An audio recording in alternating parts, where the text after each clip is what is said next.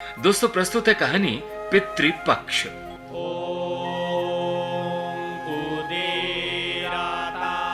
हिंदू धर्म की मान्यता के अनुसार देह त्याग कर चले गए परिजनों की आत्मा की तृप्ति के लिए सच्ची श्रद्धा से जो तर्पण किया जाता है उसे श्राद्ध कहते हैं। ऐसा कहा जाता है कि श्राद्ध पक्ष में मृत्यु के देवता यमराज जीव को मुक्त कर देते हैं ताकि वो परिजनों के यहां जाकर तर्पण ग्रहण कर सकें। घर के परिजन चाहे विवाहित हो या अविवाहित, बच्चा हो या बुजुर्ग, स्त्री हो या पुरुष, अगर उनकी मृत्यु हो गई है तो उन्हें पितर कहते हैं। इन्हीं पितरों की आत्मा की शांति के लिए पितृपक्ष में तर्पण किया जाता है। तर्पण से पितर खुश हो गए तो घर में खुशहाली आती है। पितरों को लेकर महाभारत की एक कथा का जिक्र किया जाता है। इस कथा से ज्ञात होता है कि महाभारत के बाद से ही पितृपक्ष मनाया जाता है। तो आइए जानें उस कथा के बारे में। ऐसा कहा जाता है कि महाभारत के युद्ध में दानवीर कर्ण के निधन के बाद उनकी आत्मा स्वर्ग पहुंच गई। वहां उन्हें नियमित भोजन के बदले सोने और अन्य गहने आदि खाने के लिए दिए गए। इससे परेशान कर्ण की आत्मा ने इंद्रदेव से इसका कारण पूछा।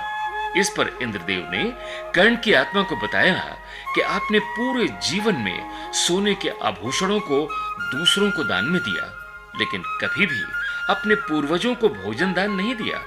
तब कर्ण ने कहा कि वो पूर्वजों के बारे में नहीं जानता था। इसके बाद इंद्रदेव ने कर्ण की आत्मा को 15 दिनों के लिए पृथ्वी पर जाने को कहा ताकि वो अपने पूर्वजों को भोजन दान कर सकें। 15 दिन की इसी अवधि को पितृपक्ष के रूप में जाना जाता है।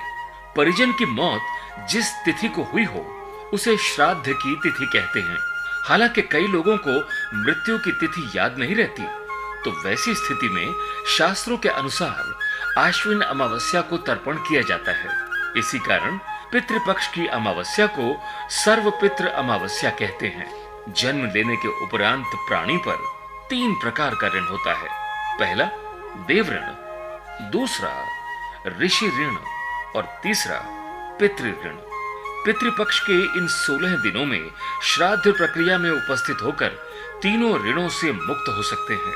किंवदंती है कि चंद्रमा की ऊर्ध्व कक्षा में पितृलोक स्थित है, जहां हमारे पितर निवास करते हैं, जिन्हें हम आंखों से नहीं देख सकते। जीवात्मा जब इस स्थूल शरीर से पृथक होता है, उस स्थिति को हम मृत्यु कहते हैं। हिंदू मान्यताओं के अनुसार 1 वर्ष तक प्रायः सूक्ष्म जीव को शरीर नहीं मिलता।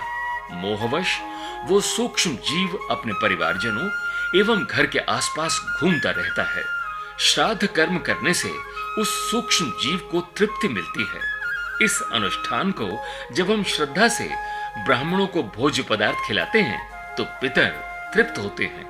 महाभारत में प्रसंग आता है कि मृत्यु के उपरांत दानवीर कर्ण को चित्रगुप्त ने मोक्ष देने से इनकार कर दिया था।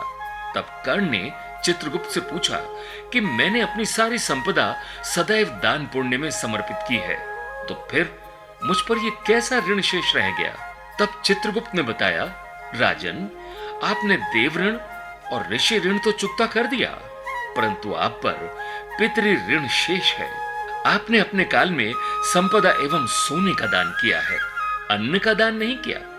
जब तक आप ये ऋण नहीं उतारते, आपको मोक्ष मिलना संभव नहीं। इसके उपरांत धर्मराज ने दानवीर कर्ण को व्यवस्था दी कि आप 16 दिन के लिए पृथ्वी पर जाकर अपने ज्ञात और अज्ञात पितरों को प्रसन्न करने के लिए विधिवत श्राद्ध तर्पण तथा पिंडदान करके आइए, तभी आपको मोक्ष की प्राप्ति होगी। दानवीर कर्ण ने वैसा ही किया, तभी उन्हें मोक्ष मिला। किंवदंती है कि तभी से श्राद्ध की प्रथा आरंभ हुई। मान्यता के अनुसार पितृपक्ष के दिनों में भले ही कोई शुभ कार्य नहीं किए जाते हैं, लेकिन ये दिन अशुभ नहीं है।